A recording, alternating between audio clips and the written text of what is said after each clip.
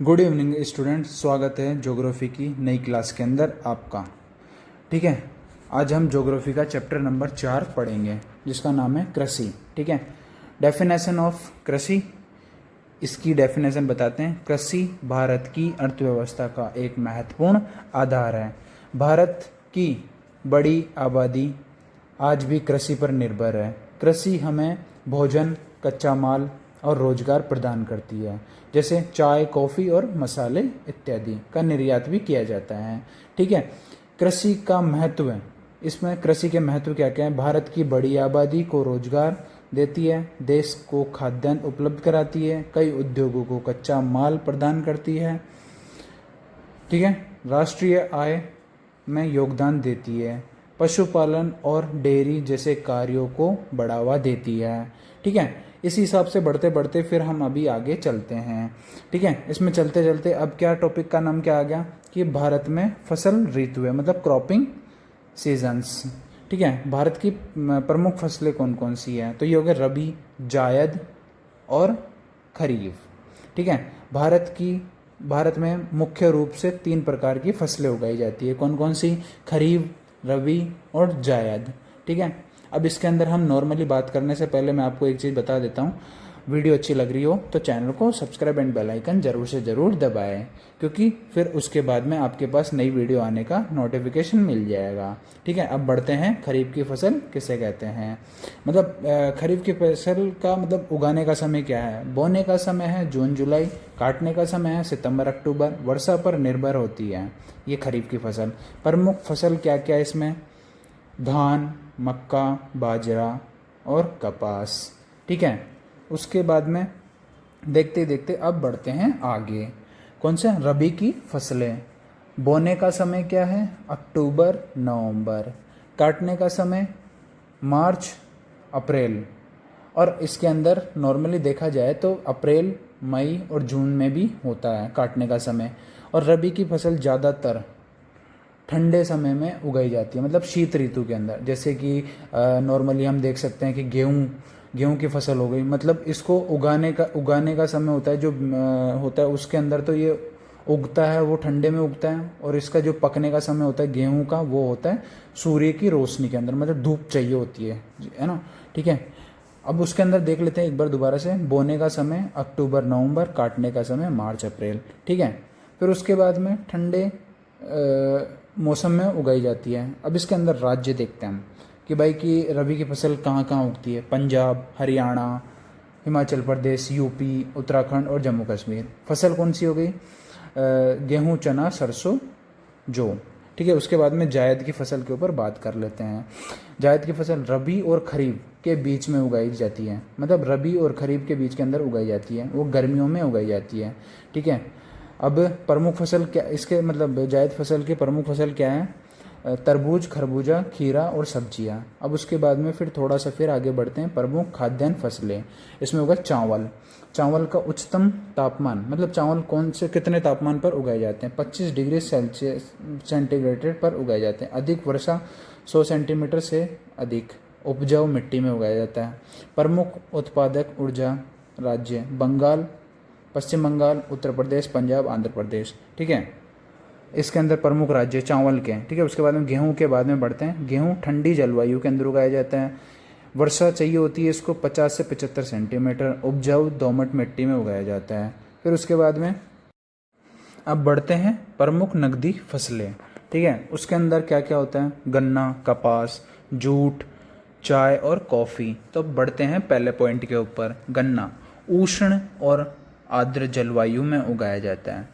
ठीक है, गन्ना उष्ण और आर्द्र जलवायु में उगाया जाता है। ठीक है, चीनी उद्योग का मुख्य कच्चा माल है, मतलब चीनी बनाने के लिए ये मुख्य कच्चा माल है जो गन्ना है। ठीक है, ये कहाँ कहाँ पाया जाता है? प्रमुख राज्य क्या है?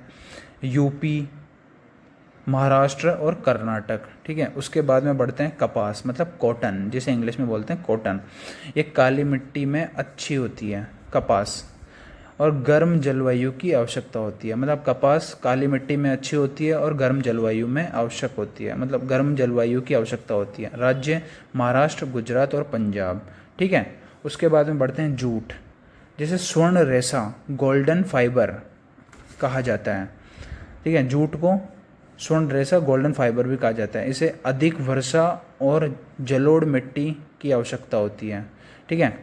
जलोढ़ मिट्टी की आवश्यकता होती है। इसका राज्य क्या है, मतलब जूट कौन से राज्य में उगता है, वो हो गया पश्चिम बंगाल, ठीक है। उसके बाद में बढ़ते हैं पॉइंट नंबर 4 के ऊपर। क्या है, चाय मतलब टी पहाड़ी ढालों पर उगाई जाती है। चाय पहाड़ी ढालों पर उगाई जाती है, जिसे सीढ़ी नुमा मतलब सीढ़ी नुमादार खेती होती है ना, वहाँ पर जिसे ठंडी और नम जलवायु की आवश्यकता होती है चाय को, ठीक है। इसमें फिर बढ़ते हैं, इसके राज्य क्या है जो मतलब जहाँ चाय उगती है, असम, दार्जिलिंग और नीलगिरी।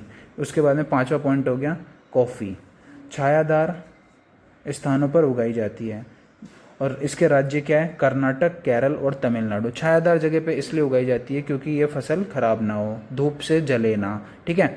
उसके बाद में अब बढ़ते हैं अगले पॉइंट के ऊपर। वो पॉइंट हो गया, इसी हिसाब से चलते चलते नकदी फसलें भी कंप्लीट होती है। अब बढ़ते हैं आगे, भारतीय कृषि समस्या। कृषि समस्या पहला पॉइंट हो गया इसके अंदर, वर्षा पर अधिक निर्भरता। दूसरा हो गया छोटे और बिखरे हुए खेत, आधुनिक तकनीक की कमी, सिंचाई सुविधाओं की कमी, ठीक है, किसानों की आर्थिक समस्याएं, ठीक है। तो ये हो गए 5 पॉइंट हो गए इसमें भारतीय कृषि की समस्याएं। उसके बाद में बढ़ते हैं कृषि सुधार के उपाय। धीरे धीरे बढ़ते बढ़ते बढ़ते बढ़ते धीरे धीरे अब बढ़ते हैं आगे, आधुनिक कृषि तकनीक अपनाना, सिंचाई सुविधाओं का विस्तार, उन्नत बीजों का उपयोग। तीसरा पॉइंट हो गया उन्नत बीजों का उपयोग, कृषि शिक्षा को बढ़ावा देना। तो 5वां पॉइंट हो गया किसानों को उचित मूल्य उपलब्ध करवाना। अब इसके बाद में हम बात करते हैं इम्पोर्टेंट पॉइंट के ऊपर, जल्दी से आ जाओ। भारत एक कृषि प्रधान देश है। दूसरा पॉइंट हो गया धान भारत का एक प्रमुख खरीफ फसल है। तीसरा हो गया गेहूं भारत की एक प्रमुख रबी की फसल है। जूट एक स्वर्ण रेशा कहलाता है। भारत विश्व का एक प्रमुख चाय उत्पादक देशों में से एक है। क्वेश्चन नंबर इसमें देखते हैं, देखो जो मैंने इंपॉर्टेंट क्वेश्चन लिखवाए हैं वो इसके अंदर आ गए हैं, ठीक है। इंपॉर्टेंट 5 पॉइंट लिखवा दिए। उसके बाद में बढ़ते हैं आगे। पहला हो गया खरीफ और रबी की फसलों में अंतर, जायद फसलें क्या है, जूट को स्वर्ण रेशा क्यों कहा जाता है, भारत की कृषि की प्रमुख समस्याएं लिखी है, चावल की खेती के लिए आवश्यक परिस्थितियाँ। अब मैंने ये सारे क्वेश्चंस भी इसके अंदर इसलिए दे दिए हैं क्योंकि फिर आपको अच्छे से याद हो जाएगा और आप इन क्वेश्चंस की वजह से आप आराम से काम कर पाओगे हर चीज़ के ऊपर, ठीक है। अब ये देखते देखते आप जल्दी से वीडियो को चैनल एंड सब्सक्राइब करो, बेल आइकन फटाफट से दबा दो, ठीक है। अब बढ़ते हैं आगे। आगे का टॉपिक हो गया, पहला पॉइंट हो गया जो इंपॉर्टेंट वगैरह क्वेश्चन चल रहे हैं इसके अंदर, उसमें देखते हैं उत्तर पूर्वी, ठीक है। जो झूम कृषि होती है वो झूम कृषि कौन कौन सी जगह होती है उत्तर पूर्वी में, असम, मेघालय, मिजोरम और नागालैंड, यहाँ झूम कृषि होती है। इंपॉर्टेंट पॉइंट सही है, ठीक है। दूसरा क्या हो गया मणिपुर, जो पालमू, मणिपुर का पालमू और छत्तीसगढ़ के बस्तर जिले, मणिपुर का पालमू और छत्तीसगढ़ के बस्तर जिले, अंडमान निकोबार द्वीप समूह में दीपा कहा जाता है, ठीक है। इस कृषि को झूम कृषि को दीपा कहा जाता है। और फिर तीसरा हो गया चावल कहाँ कहाँ उगाया जाता है, असम, पश्चिम बंगाल, ओडिशा, आंध्र प्रदेश, तेलंगाना, तमिलनाडु, केरल, महाराष्ट्र। ये मतलब कोंकण तटीय मतलब तट के ऊपर है, वहाँ पर उगाए जाते हैं। और यूपी, बिहार में की जाती है कृषि चावल की, ठीक है। कुछ समय से पंजाब और हरियाणा में भी उगाए जाने लगे हैं, पहले नहीं उगाए जाते थे। फिर ठीक है, अब धान की 3 फसलें हैं, धान की 3 फसलें जो खरीफ के फसल के अंदर आता है, ओस, अमन और बोरो बोई जाती है। ब्राज़ील के बाद भारत गन्ने उत्पादन के अंदर दूसरे सबसे बड़ा देश है।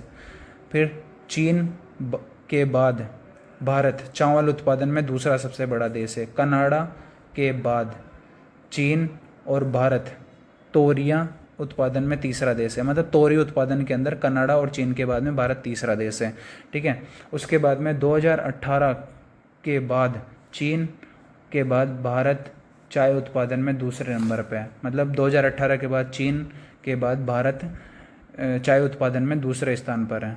फिर 2018 के बाद विश्व की विश्व में फल और सब्जियां उत्पादन में चीन के बाद दूसरा नंबर है। मतलब 2018 के बाद में सब्जियां वगैरह उगाने के फल सब्जियां उत्पादन के बाद में दूसरे स्थान पर है। कपास उत्पादन में चीन के बाद दूसरा स्थान है। ठीक है, कपास उत्पादन के अंदर भी चीन के बाद दूसरा स्थान हो गया। ठीक है, उसके बाद में अब आपको वीडियो अच्छी लगी हो तो चैनल को सब्सक्राइब और बेल आइकन दबा दो फटाफट से, और मैं आपके लिए नेक्स्ट वीडियो लेके आऊँगा।